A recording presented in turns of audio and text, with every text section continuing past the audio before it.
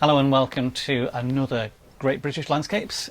We are talking today about black and white in a topical with the article in this month's issue. We're going through quite a few photographs in chronological order. Ones of mine, Yes. which I feel it's a great privilege to be able to do this, and a massive indulgence. So forgive me if it is, but I think black and white for me it might seem strange. I think my work is probably known, if at all, because of the colour. Yes. But black and white has always been a huge part of my interest and love for photography, and I began my photography as a black and white photographer, as a student, partly for economic reasons and for creative reasons as well. And all of my photographic skills really were honed in a darkroom in the first place. Was this any colour photography when you were doing your Really degree? none, absolutely none. I shot no colour pictures when I was a student. Right. That's literally true, that I can remember. Yeah. And I used to do the load your own, Yeah. save money, always try and get the cheapest film. And I processed initially because that was the only way I could really afford to see my pictures. Yeah. And I ended up pretty much taking over the darkroom in the art department where I was at college. Because I was the only one who was really interested. I was in going to say it's a fine art degree, but there weren't many photographers. That's I true, thought. and I had a real love for it, an obsession, call it what you will, almost from the word go. And my first pictures are from my student days, and indeed my degree show was largely composed of images that I made in black and white, Yeah. on 35mm. On field trips, although I had a few other bits and pieces that were painted and some film work, and I even did some performance art, Tim, can you believe that? But it was really my black and white landscapes that formed the basis of my photographic degree, of my degree show, fine art degree So show. it was all landscape. Yeah, in it the was. show. It was pretty much all landscape. Yeah. So in some ways I boringly never changed. So this first picture, was this from the show or was this after that? No, it was from the show. We did a field trip to Anglesey in April 1980, and it was just one of those dates that's kind of printed on my memory because it was a kind of breakthrough moment. It's always difficult to know. You do tend to look back on your life perhaps with rose-tinted spectacles, or thinking that it must have been like that at the time, and of course it's difficult to know. Your life is a continuum, but Yeah. some experiences stand out as game changers or moments when you changed, and this was definitely one for me. Yeah. Whether it was change when I looked at this scene, or whether it was change when I looked at the print in the in the darkroom, Yeah. is harder to say. So it's a beach. It's as you can see, sandy beach, a rivulet, and sun reflected in the water. And to me, it made me realise that photography was primarily, in my mind, suddenly about light. It could be a metaphor, it could be symbolism. I mean, I was aware of the potential because I'd done a lot of reading as a student, and looking at the work of many great photographers. And I had no formal tuition at all, so I had to really find things out for myself. Were there any photographers in your lectures or tutors? No. No. But there was a great photographer who was a fellow student. Ah. A guy called Jim Harold, who was, and Jim is still out there doing art, somewhere probably teaching it. And Jim was a mature student when I was a young sort of post-school student. And he was in many ways a kind of de facto mentor for me, and gave me a tremendous amount of personal support when I was doubting my own direction, doing photography in a fine art degree. So many thanks are due to him, from my point of view. And he just encouraged me to sort of do what I believed was right. So all of your research on other photographers is all self-motivated? Yeah, Really, nobody providing that direction, is it? No, not really. Although he certainly gave me a few Yeah. pointers, definitely. And his work was also an inspiration, and I was very influenced by his photography. Which photographers would you have looked at the time? Well, Ansel Adams, strangely enough, Yeah.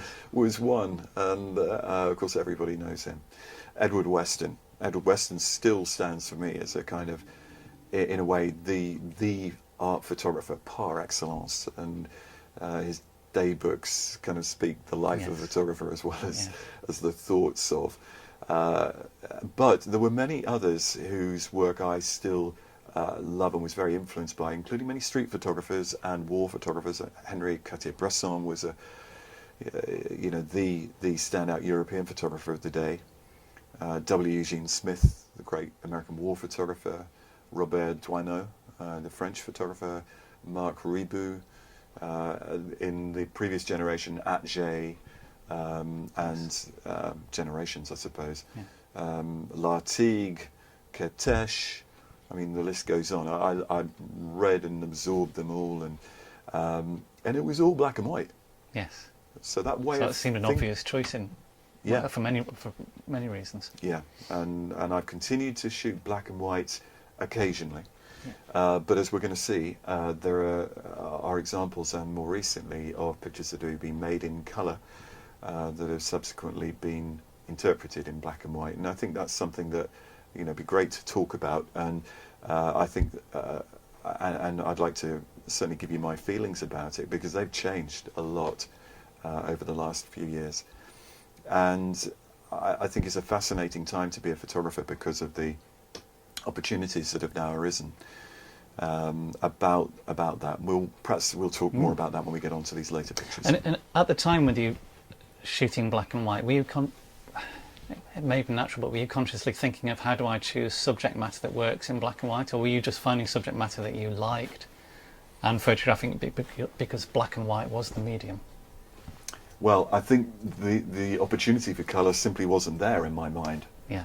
So, to be honest, I was just shooting what felt right. I didn't know that it was black and white photography. To me, it was just photography, Yeah. Which might sound odd, but I think the reality is that it's not that I blanked out the colour in my mind. I'm very much seeing colour, but of course, what happens is you get rewarded by photographing form and light. Yeah. In black and white. Colour is simply, it's just incidental. And I think my early pictures reflect that. And this is perhaps quite a good example. This was shot on that same field trip in Anglesey, I think in a beach called Port Noble.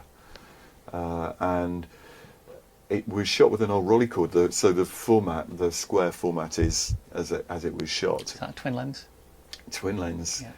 They're lovely cameras, old TLR cameras. In fact, seeing this makes me think I must have a look at eBay and see if I can get hold of one. Well, I was told by Andrew Nadolski a couple of weeks ago that he's bought a Mamiya C330 twin lens, and he's using that now to instead of his Hasselblad to do a lot of his beach photography. Yeah, interchangeable lens camera. This one was a fixed lens camera. Rolly were the kind of the Rolls Royce, I suppose, of 2¼ square cameras back then, and I was certainly aware of the fact even then that Irving Penn, for example, photographed most of his well-known portrait series with a Rolleiflex. So funny, isn't it, how in different genres of fashion, in Penn's case, influenced landscape photographers and vice versa, probably. Well, this is very, very gestural and about shape. This picture, which is, it seems like a lot of the best black and white pictures are about a strong shape, strong tone. It is tonal relationships, obviously, that literally set the tone and the mood of the image. I think the reason I particularly wanted to show with this one was it also, for me, is it like the signature quality of it. For me personally, I think I look at it and think, wow, that's what I still do. I still look for energy, for the even in geology, as a sort of metaphoric under. Sometimes it's below the radar, I suppose, in my photography, but it's always there. This sculptural sense of shape. Yeah, and it's no coincidence that it. I mean, in some ways, I wish I was a sculptor. I love sculpture. I'm very interested in it. I was probably better at that than painting, where I was really not a good painter.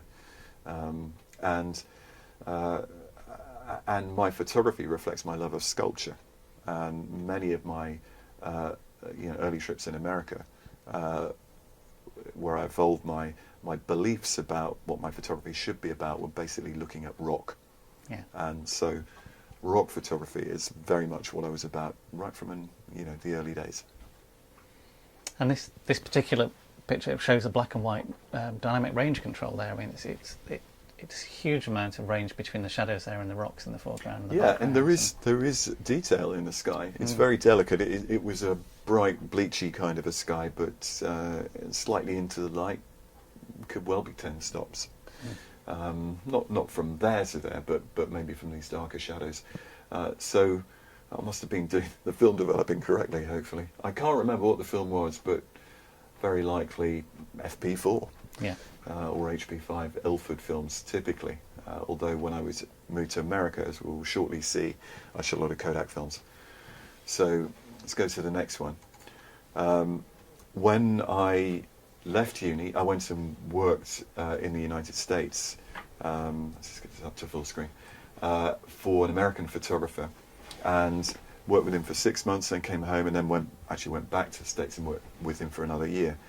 I took this picture in the trip between those two stints in the States, and it's in the waiting room of Reading train station, as it was then. I was literally coming back from Heathrow, and I had an hour to wait, and remember going into this space, I think it was in April, and remember I was an art student, so I knew the sort of my fine art history was quite good, very familiar with the work of Leonardo da Vinci, and especially The Last Supper, which was quite his famous one, which I think is in Milan. I forget the name of the chapel, and the Renaissance notion of perspective, and which is very evident in his picture, in his painting, because of checkerboard floor, which supposedly leads towards the head of Christ in that composition, and so the table. Well, it's just a coincidence. Well, as soon as I walked in and I saw this, I was immediately reminded of that. Yes. And I was immediately very excited. Anyway, to cut a long story short, I made the picture with my very old Nikon 35mm lens, which was the lens I used all the time then. Yeah. And these heads, these sort of illusory heads in the screen that you see in the picture, are where the grease from people's hair has impacted on the back of the wall. Yeah. And then diesel particulates have adhered to them. But one of the strange things about this is that there's also a stain. I don't know if you can see that. I can see the little figure in the background almost. On the screen. And if I get, just do this just here. And that, it was, in my mind, the kind of Judas Iscariot figure. Anyway. Even pointing something at the head of the... Yes, exactly. I mean, there aren't 12 disciples, so it's not that explicit. But anyway, it was a bit of a play on, and it was one of those pictures that I thought was another breakthrough moment, a picture which made me feel that I could maybe be a photographer, that I maybe had the eye, and all of that, and certainly was something that made me fall in love with photography again, which I think is something that we all have to do on a regular basis. Yes.